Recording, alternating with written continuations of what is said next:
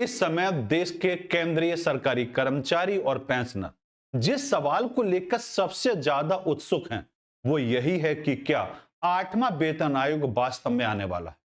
अगर आया तो इसका असर हमारी सैलरी और पेंशन पर कितना पड़ेगा। दोस्तों, इस वीडियो में हम बात करेंगे मूल तौर पर 5 महत्वपूर्ण बिंदुओं पर। क्या आठवां वेतन आयोग सच में आएगा? सैलरी स्ट्रक्चर में कितना बड़ा बदलाव हो सकता है? पेमेंट फैक्टर क्यों सबसे अहम भूमिका निभाता? दोस्तों, पेंशनर को कितना स्थायी फायदा मिलेगा? साथ ही साथ हम समझेंगे कि सरकार की रणनीति और संभावित टाइमलाइन क्या है। यहां पर हम बात करें तो यहां पर हम 3 मजबूत स्तंभों पर विस्तार से चर्चा करेंगे और वो स्तंभ है आपके हिस्ट्री, पिछले वेतन आयोग का पैटर्न क्या है। लॉजिक की बात करें तो डीए लेवल, इन्फ्लेशन और सैलरी प्रेशर की बात करेंगे और इकोनॉमी की रियलिटी की बात करेंगे, सरकार की वित्तीय क्षमता क्या है। अगर आप सरकारी कर्मचारी या पेंशनर हैं और जानना चाहते हैं कि आने वाले समय में आपकी सैलरी और पेंशनर का भविष्य क्या हो सकता है, तो यह वीडियो आपके लिए बहुत महत्वपूर्ण है। दोस्तों, अब हम समझते हैं बहुत जरूरी बात कि आठवां वेतन आयोग कोई तोहफा तो नहीं है, बल्कि यह आर्थिक जरूरत बनता जा रहा है। जमीनी स्तर की अगर हम बात करें, आज की वास्तविकता की बात करें तो महंगाई लगातार बढ़ रही है। खाने पीने की चीजें पहले से महंगी हो चुकी हैं। एलपीजी, बिजली, पेट्रोल, डीजल की कीमतें बढ़ चुकी है।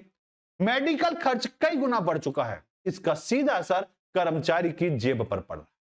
घर हो, पढ़ाई हो, इलाज हो, सब पर बड़ा दबाव बढ़ चुका है और शहरों में तो किराए देखा जाए बहुत तेजी से बढ़ रहा है। बच्चों की स्कूल कॉलेज की फीस में भी भारी बढ़ोतरी हो रही है। मिडिल क्लास की अगर हम बात करें तो सबसे ज्यादा प्रभावित होता है ये भी। सब्सिडी की बात करें, पूरा फायदा उठाने की कोशिश करता है, ना सब्सिडी मिल पा रही। इसलिए सैलरी स्ट्रक्चर का संतुलन बिगड़ता हुआ जा रहा है और मिडिल क्लास पर इसका सीधा सीधा असर पड़ रहा है। डीए की अगर हम बात करें तो डीए लगभग 60% के करीब पहुंच चुका है। डीए का काम था केवल महंगाई की भरपाई करना, लेकिन अब स्थिति यह है कि सैलरी का बहुत बड़ा हिस्सा सिर्फ डीए के भरोसे चल रहा है। जबकि सबसे महत्वपूर्ण बात आती है, बेसिक पे पुरानी दरों पर जमी रहती है और डीए लगातार बढ़ता जा रहा है। तो इसका मतलब यह है कि सैलरी स्ट्रक्चर अंदर से खोखली हो चुकी है और लॉन्ग टर्म के लिए यह सही नहीं है। सरकार और आर्थिक विशेषज्ञ इस स्थिति को एक वार्निंग स्टेज मानते हैं। जब डीए बहुत ज्यादा बढ़ जाता है तब क्या हो सकता है? बेस सैलरी का मूल आधार बेसिक पे कमजोर हो जाता है और अलायंस जो होते हैं असंतुलित हो जाते हैं और पेंशनर और फ्यूचर बेनिफिट भी इससे प्रभावित होते हैं। तब सरकार के सामने 2 रास्ते आते हैं। पहला आता है कि डीए बढ़ता रहे, यह टेम्पररी सॉल्यूशन होता है और हर 6 महीने में डीए बढ़ाओ लेकिन बेसिक पे वही रहेगा। समस्या जड़ से हल नहीं होती इस तरीके से। दूसरी बात करें तो वो दूसरा है न्यू पे कमीशन लाओ। इससे बेसिक पे को नए स्तर पर लाओ, अलायंस को रिसेट किया जाए और पेंशनर स्ट्रक्चर को मजबूत किया जाए। ये लॉन्ग टर्म देखा जाए तो बेहतर रहता है। इस आधार पर अगर हम देखें तो कह सकते हैं कि डीए जो है, डीए की अगर हम बात करें 25% तक होता है तो स्थिति यह सामान्य मानी जाती है, सैलरी बैलेंस बनी रहेगी। अगर 50% के पास होता है तो यह एलर्ड की तरफ स्टार्ट करता है कि अलाउंस की रिसेट करने की जरूरत है और जब 60% क्रॉस हो रहा है तो क्लियर है कि न्यू पे कमीशन की जरूरत हो रही है। इसलिए 60% प्लस डीए को सरकार और विशेषज्ञ वार्निंग सिग्नल मानते हैं। सरल शब्दों में अगर हम समझें, अगर सरकार सिर्फ डीए बढ़ाती रही तो कुछ साल बाद सैलरी स्ट्रक्चर टूट जाएगा, पेंशनर बोझ बढ़ेगा, एम्प्लॉयज असंतुष्ट होंगे। इसलिए सरकार को बेसिक पे को अपग्रेड करना पड़ता है और यही कारण है कि आठवां वेतन आयोग अब मांग नहीं बल्कि आर्थिक मजबूरी बन चुका है। दोस्तों, सरकार नीतियों को समझने का सबसे भरोसा तरीके की बात करें तो वो है इतिहास, क्योंकि सरकार अचानक फैसले नहीं लेती बल्कि पहले से बने हुए पैटर्न पर ही चलती है। इतिहास हमें क्या सिखाता है? जब भी सरकार ने वेतन आयोग बनाया तो वह किसी भावनात्मक दबाव में नहीं बल्कि एक तय समय के तहत टाइम साइकिल होती है, आर्थिक स्थिति को देखती है, महंगाई के स्तर को देखकर किया जाता है। इस आधार पर हम कह सकते हैं कि 5वां वेतन आयोग भाई 1996 में आया, छठा वेतन आयोग 2006 में आया, 10 वर्ष के बाद आया। सातवां वेतन आयोग 2016 में आया, 10 वर्ष के बाद आया, तो इसका मतलब आठवां वेतन आयोग 2026 में 10 वर्ष के आधार पर आना चाहिए। यहां तक तो बात बिल्कुल साफ दिखाई देती है कि हर वेतन आयोग लगभग देखा जाए 10 वर्ष के अंतराल पर आया है। यह कोई संयोग नहीं बल्कि सिस्टमैटिक पैटर्न है और इसके पीछे 3 बड़े कारण हैं। पहला है महंगाई चक्र। 8 से 10 साल में महंगाई का असर बेसिक पे को कमजोर कर देता है। डीए बहुत ज्यादा बढ़ जाता है, सैलरी स्ट्रक्चर असंतुलित हो जाता है, इसलिए हर 10 साल में सैलरी रिसेट करना जरूरी हो जाता है। दूसरी बात की जाए आर्थिक योजना की बात की जाए, इकोनॉमी प्लानिंग साइकिल की बात करी जाए, सरकार 5 year planning, long term budget या फिजिकल बैलेंस के आधार पर इन सबको देखती है और लगभग 10 साल के सैलरी रिवीजन साइकिल को देखती है। प्रशासनिक स्थिति को देखती है। बहुत जल्दी वेतन आयोग जो होता है वित्तीय दबाव बना देता है। बहुत देर से वेतन आयोग कर्मचारी को संतोष कर देता है, इसलिए 10 साल का गैप सबसे संतुलित माना जाता है। और अब इसका सीधा मतलब क्या निकलता है कि इतिहास के इन पैटर्न से 3 महत्वपूर्ण निष्कर्ष सामने निकल कर आते हैं। पहले की अगर हम बात करें तो 2026 एक प्रॉपर टाइम बनता है। 7th पे कमीशन 2016, 8 पे कमीशन की बात करें 10 साल की बात करें तो 2026। इसलिए सरकार 2026 को लेकर चर्चा भावनात्मक नहीं बल्कि तार्किक तौर पर, लॉजिकल तौर पर सही मानी जा रही है। गवर्नमेंट पर प्रेशर बढ़ रहा है। डीए जो है 60% के करीब है, इन्फ्लेशन लगातार ऊपर है, सैलरी स्ट्रक्चर कमजोर है, तो ये सारे फैक्टर सरकार पर सिस्टम ड्राइव प्रेशर बना रहे हैं। एम्प्लॉयज की अगर हम बात करें, उनकी मांगों की बात करें तो कर्मचारी कोई एक्स्ट्रा डिमांड नहीं कर रहे, ये सिर्फ वही मांग कर रहे हैं जो पिछले 30 साल से चला आ रहा है। इसलिए एम्प्लॉयज को उम्मीद है कि इतिहास और नियमों पर आधारित रहेगा। इस आधार पर हम इसको समझ सकते हैं कि महंगाई का बढ़ना बेसिक पे से कमजोर हो जाता है, डीए का बढ़ना सैलरी को क्या करता है, असंतुलित कर देता है। 10 साल पूरा होने पर पे रिसेट होना जरूरी है और नया वेतन आयोग की देखा जाए तो पूरे की तरह से बनते हुआ दिखाई दे रहा है अगर इतिहास की अगर हम बात। इसलिए जब हम कहते हैं कि 8वां वेतन आयोग 2026 में आ सकता है तो यह कोई अनुमान नहीं बल्कि 30 साल के पक्के पैटर्न पर आधारित निष्कर्ष निकलता हुआ आ रहा है। दोस्तों, अगर पूरे वेतन आयोग को एक शरीर मान लें तो फिटमैन फैक्टर उसका दिल होता है, क्योंकि आपकी सैलरी कितनी बढ़ेगी, पेंशनर कितनी बढ़ेगी, डीए, एचआर, ग्रेविटी सब कितना होगा, इन सब का आधार फिटमैन फैक्टर ही होता है। फिटमैन फैक्टर के आधार पर अगर सैलरी की बात करें तो नई बेसिक सैलरी जो निकाली जाती है, भाई नई बेसिक, पुरानी बेसिक और फिटमैन फैक्टर की मल्टीप्लाई के आधार पर इसको डिसाइड किया जाता है। इसमें कोई घुमाव नहीं, कोई छुपा नियम नहीं है, बल्कि सीधा गणित का नियम है कि जो भी आपकी बेसिक सैलरी हो और जो भी फिटमैन फैक्टर रहेगा उससे मल्टीप्लाई करके अनुमान लगा सकते हैं कि सैलरी कितनी आई। फिटमैन फैक्टर क्यों इतना महत्वपूर्ण होता है? क्योंकि सैलरी एक परसेंटेज सीधा इसी पर निर्भर करता है। भाई पेंशन जो होता है बेसिक पे का 50% और डीए जो होता है बेसिक पर परसेंटेज के आधार पर डिसाइड किया जाता है और ग्रेविटी जो होती है बेसिक पे से जुड़ी होती है, यानी एक फैक्टर पूरी सैलरी सिस्टम बदल देता है। फिटमैन फैक्टर की अगर हम बात करें तो फिटमैन फैक्टर अगर 7th पे कमीशन की बात करें तो यह था 2.57 और उस आधार पर अगर हम मान लेते हैं कि बेसिक सैलरी अगर 18,000 है तो एक करंट बेस पर हम मान लेते हैं। अब अनुमान जो की जा रही है 3 से लेकर 3.15, मांग जो की जा रही है कि 3 प्लस होना चाहिए, लेकिन 2.87 से लेकर हम यह कह सकते हैं 3.15 के बीच में फिटमैन फैक्टर रहने की उम्मीद है। अगर फिटमैन फैक्टर 3 होता है तो 18 का 3 गुना हो जाएगा, जो अच्छा जंप माना जाएगा सैलरी का। अगर 3.15 होता है तो लगभग यह होगा जो मैक्सिमम इंपैक्ट माने जा रहे हैं कि इतना होना चाहिए। दोस्तों, सिर्फ फैक्टर बदलते ही सैलरी में हजारों का फर्क बढ़ता हुआ दिखाई दे रहा है। अगर हम इसको कंपेयर करें तो हम कह सकते हैं कि 6 पे कमीशन में 1.86 था, 7th पे कमीशन में 2.57, तो 8 पे कमीशन में ये तो कंफर्म है कि 2.57 से ज्यादा होना चाहिए। लेकिन मांग की बात करें तो मांग तो ये हो रही है, लेकिन मैं फिर भी कहूंगा 2.87 से लेकर 3.15 के बीच में कोई सा भी नंबर हो सकता है जो फिटमैन फैक्टर के बेस में आएगा। आपकी क्या राय बनती है? आप क्या कहना चाहते हैं, क्या फिटमैन फैक्टर हो सकता है? दोस्तों, 8 पे कमीशन में फिटमैन फैक्टर ज्यादा क्यों जरूरी है? इसके कई कारण हैं। पहला कारण है महंगाई बहुत ज्यादा बढ़ चुकी है। 2016 से अब तक एजुकेशन ले लो, मेडिकल ले लो, हाउसिंग ले लो, ट्रांसपोर्ट ले लो, सबकी लागत कई गुना बढ़ चुकी है और 2.57 अब पर्याप्त नहीं माना जा रहा। दूसरा कारण है कि डीए जो है 60% के करीब पहुंच चुका है। डीए का मतलब पूरी तरह से देखा जाए टेम्परेरी रिलीफ, लेकिन जब डीए बहुत बड़ा हो गया तो डीए को रिसेट करने के लिए हायर फिटमेंट फैक्टर जरूरी बनता हुआ दिखाई दे रहा है। तीसरा कारण है सैलरी गैप बढ़ चुका है। प्राइवेट सेक्टर सैलरी तेजी से बढ़ी है, गवर्नमेंट सैलरी स्ट्रक्चर पीछे रह गया, तो बैलेंस बनाने के लिए फिटमेंट फैक्टर बढ़ाना मजबूरी बन रही है। इस आधार पर अगर फिटमेंट फैक्टर और रियल सैलरी की अगर हम बात करें तो यहां पर देखिए कि अगर 2.57 होता है तो सैलरी में इंफैक्ट जो होता हुआ दिखाई देगा, इंक्रीज होता हुआ दिखाई देगा 23 से 25%।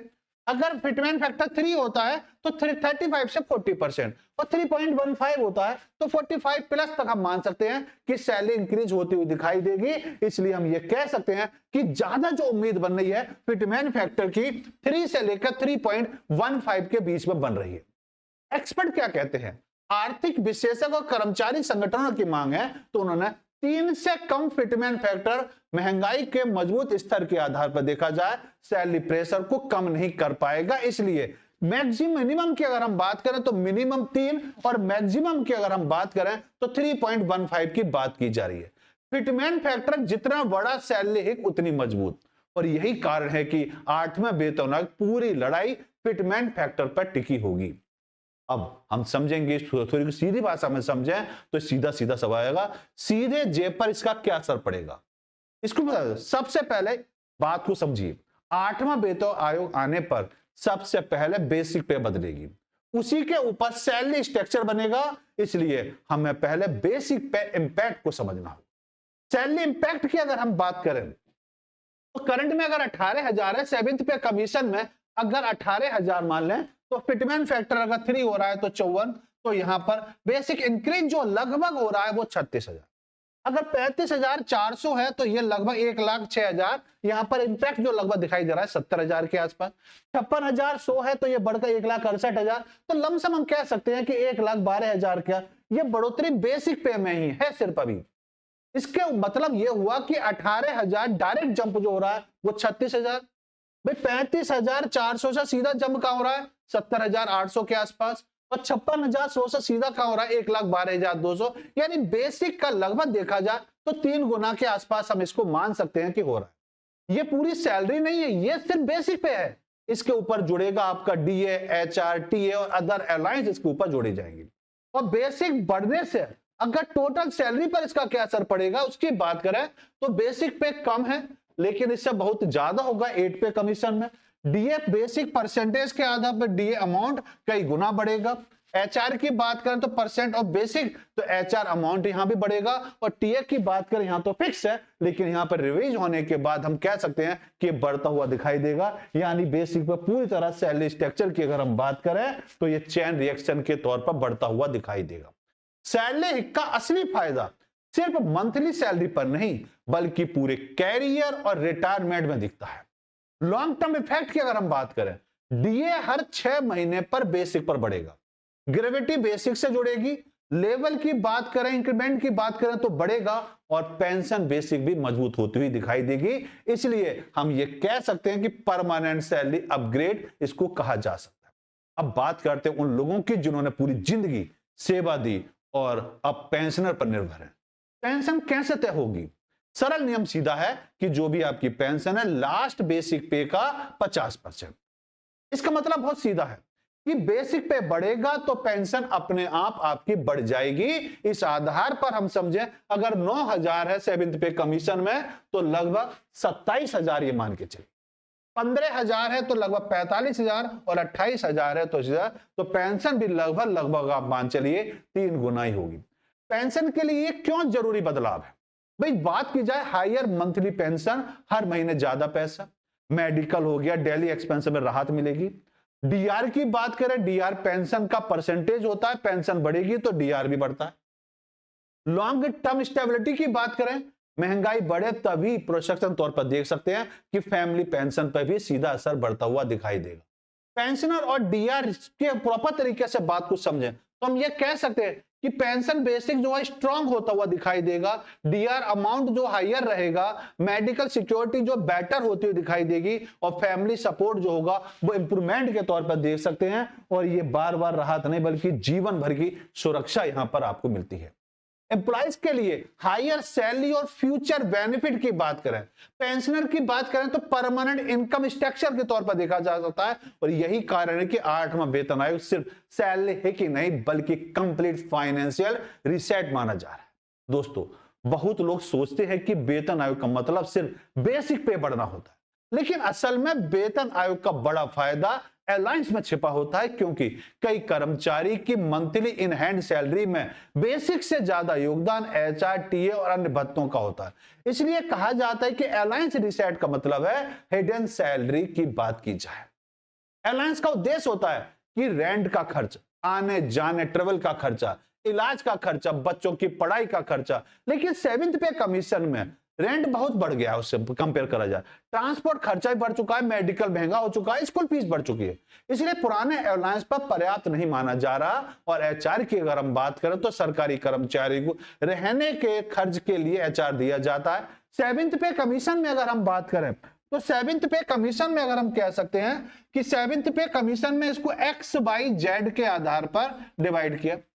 एक्स पर अगर हम बात करें तो ये लगभग 24%, ये लगभग 16% और ये लगभग 8% के आसपास था।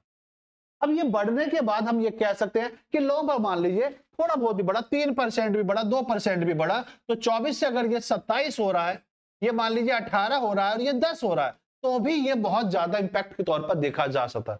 लेकिन आज की स्थिति में देखा जाए मेट्रो सिटी के किराए बहुत तेजी से बढ़ रहा है। टीआर2 के शहरों में रेंट अब 7th पे कमीशन की सोच से ज्यादा हो गया, इसलिए 8 पे कमीशन में एचआर की अगर हम बात करें स्लैब रिवीज हो सकता है। और सिटी की अगर बात करें क्लासिफिकेशन में भी बदलाव होते हुए दिखाई देंगे। टीए की बात करें, ऑफिस आने जाने का खर्चा, 7th पे कमीशन में जो टीए था फिक्स अमाउंट था, लेकिन 2026 की ग्राउंड रियलिटी ये कहती है कि तेल का खर्चा बढ़ा है, ट्रांसपोर्ट खर्चा बढ़ा है, कम्युनिटी टाइम भी बढ़ा है। इस आधार पर हम कह सकते हैं आने जाने का टाइम बढ़ा है, इसलिए टीए में भी अमाउंट बढ़ता हुआ दिखाई दे। दोस्तों, मेडिकल अलायंस पेंशनर के लिए बहुत बड़ा महत्वपूर्ण है। मेडिकल आज सबसे बड़ा खर्चा बन चुका है, दवाएं महंगी हो चुकी हैं, टेस्ट और इलाज महंगे हो चुके हैं, हॉस्पिटल के खर्चे बढ़ चुके हैं। इसलिए 8 पे कमीशन में मेडिकल अलायंस की बात करें, इनको बढ़ाने की बात है और पेंशनर को इसका सबसे ज्यादा फायदा मिलता हुआ मिलेगा। चाइल्ड एजुकेशन की बात की जाए तो स्कूल की बात करें, फीस पैरस ज्यादा बढ़ चुके, बुक हो गए, कोचिंग के खर्चे बढ़ चुके हैं, ट्रांसपोर्ट एक्टिविटी बढ़ चुकी है, इसलिए 8 पे कमीशन में इसको भी बढ़ता हुआ देखेंगे। दोस्तों, प्रॉपर तरीके से हम ये कह सकते हैं कि एचआर के आधार पर हम कह सकते हैं कि 7th पे कमीशन में लगभग ये है, तो ये कह सकते हैं न्यू रिवाइज के आधार पर, सिटी क्लासिफिकेशन के आधार पर डिसाइड किया जाएगा। ये यहाँ फिक्स है, लेकिन यहाँ पर इंक्रीज होगा, न्यू स्लैब के आधार पर डिसाइड किया जाएगा। मेडिकल खर्च यहाँ लिमिट है, लेकिन यहाँ पर बेहतर मिलेगी। एजुकेशन की बात करें लिमिट, लेकिन यहाँ भी आपको बेहतर बनते हुए दिखाई देंगे। बहुत बार बेसिक पे बढ़ने से ज्यादा प्रॉपर तरीके से देखा जाए तो एचआर, टीए, मेडिकल, एजुकेशन मिलाकर मंथली इन हैंड सैलरी में बड़ा जंप आता है, इसलिए हिडन सैलरी हिक इसको कहा जाता है। दोस्तों, पे कमीशन सरकार का सबसे बड़ा वित्तीय फैसला होता है। इसे अचानक लागू नहीं किया जा सकता, क्योंकि करोड़ों कर्मचारियों की सैलरी, करोड़ों पेंशनर की पेंशन और बजट पर भारी बोझ होता है। राज्य पर भी इसका असर पड़ता है, इसलिए सरकार स्टेप बाय प्रोसेस अपनाती है। अगर हम बात करें पूरा तरीके से और बात करें कि पॉसिबल गवर्नमेंट स्टेप की बात करें तो एक्सपर्ट कमेटी बनाई जाती है। सरकार पहले एक कमेटी बनाती है, फिर डिमांड सुनती है, फिर डाटा कलेक्ट करती है और फिर फाइनेंस और बर्डन एस्टीमेट बनाती है और उसके बाद टीओआर तय किया जाता है। टीओआर के बाद पूरा तरीके से कहा जाए अलायंस रिवाइज होते हैं और पेंशन की बात कर रिफॉर्म तैयार किया जाता है और टीओआर ये तय करता है कि आयोग कितना स्ट्रांग बन सकता है। डाटा कलेक्शन और रिपोर्ट के आधार पर commission, salary data, inflation trend, government revenue और अदर कंट्री पे कमीशन को चेक करा जाता है। तब सरकार रिपोर्ट बनाती है और कैबिनेट इसको अप्रूवल करता है। रिपोर्ट आने के बाद कैबिनेट अंतिम निर्णय लेती है, फिर ऑफिशियल अनाउंसमेंट किया जाता है, फिर गजट नोटिफिकेशन निकाला जाता है। तो एक्सपर्ट टाइमलाइन की अगर हम बात करें तो हम ये कह सकते हैं कि कमेटी फॉर्मेट की बात करें तो ये लगभग आपकी बन चुकी है और यहां पर हम बात करें रिपोर्ट समरी की बात करें तो मिडिल 2026 18 महीने का समय मिला है।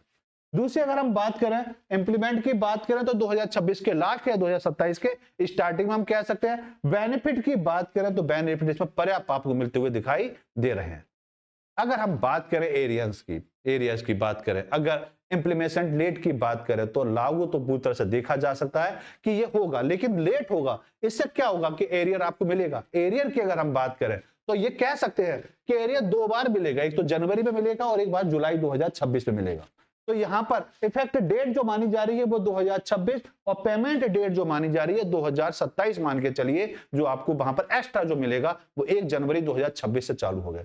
यही कारण है कि पे कमीशन में देरी एरियर्स मिलने की पूरी संभावना बन रही है। इसलिए 8 पे कमीशन का मामला सिर्फ सैलरी हिक नहीं बल्कि अलाउंस रीसेट, गवर्नमेंट प्रोसेसर और टाइमलाइन और इन चारों का पूरा पैकेज है। दोस्तों यह समझना बहुत जरूरी है कि 8वां वेतन आयोग कोई छोटा फैसला नहीं है।